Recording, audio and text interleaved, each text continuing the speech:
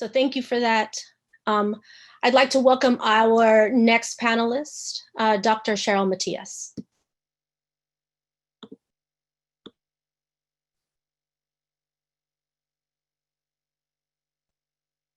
Hello, everyone. I don't know if you can hear me. I can't hear myself. Thank you so much, Thandi and Stove. I really think it's just a pleasure and an honor to be here with Dr. Allison Tintianco Cabales, who's been a mentor, femtor to me, as well as be on this panel with such an esteemed panelist and my mentor as well, Dave Stovall.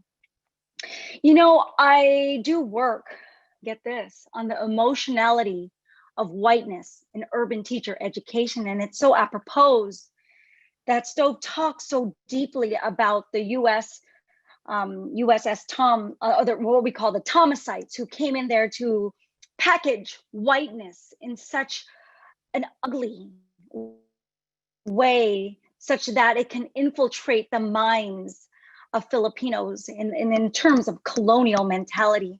I have this, I do this work with regards to the emotionalities of whiteness and how it impacts our engagement with racially just education, like the story Stove just talked about.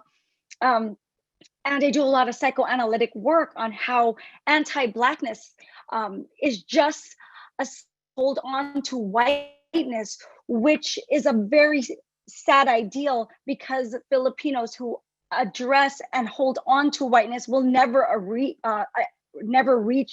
that or never achieve that ideal. And it becomes a very sad display. So I'm torn between, I'm a Pinay, everyone, proud, pura Pinay, and I'm from Los Angeles. I'm feeling I'm all in my emotions right now.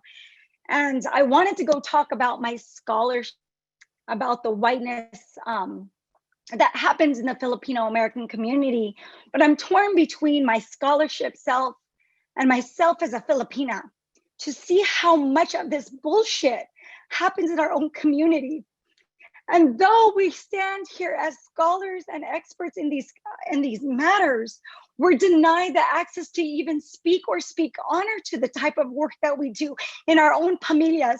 And that's the most disgusting aspect of how whiteness operates in the Filipino American community. And I want to just go back, because as we're thinking of the past and how it impacts today, I think it's so important to remember and remind our Filipino American brothers and sisters that we didn't step off in US soil post 1965 Immigration Act. We were here since 1898 when the Spanish-American War hit. We were not foreign, we were not immigrants. We were US nationals, very much like Puerto Ricanos, right?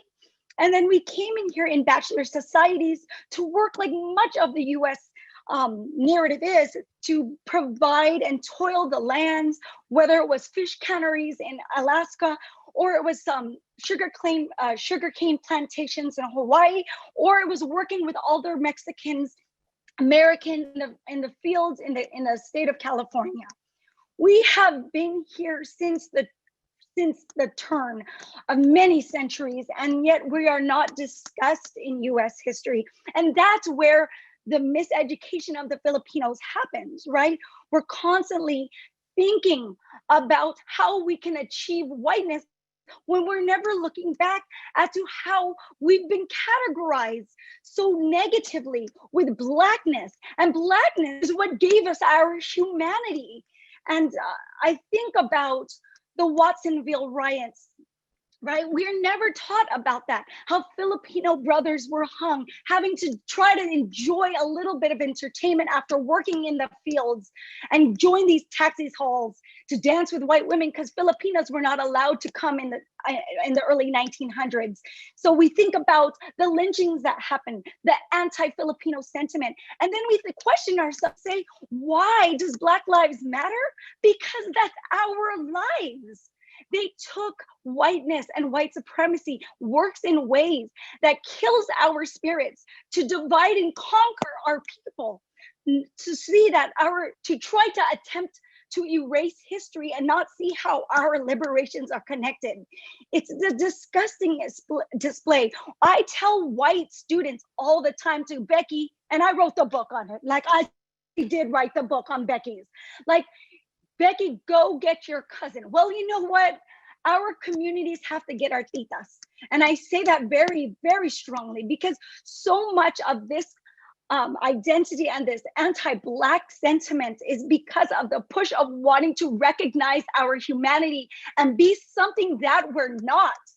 I am tired of having to to speak my truth and say that, yes, I do love this movement. Yes, I do love my Black brothers and sisters. And yes, I don't see a distinction because we were once called negritos.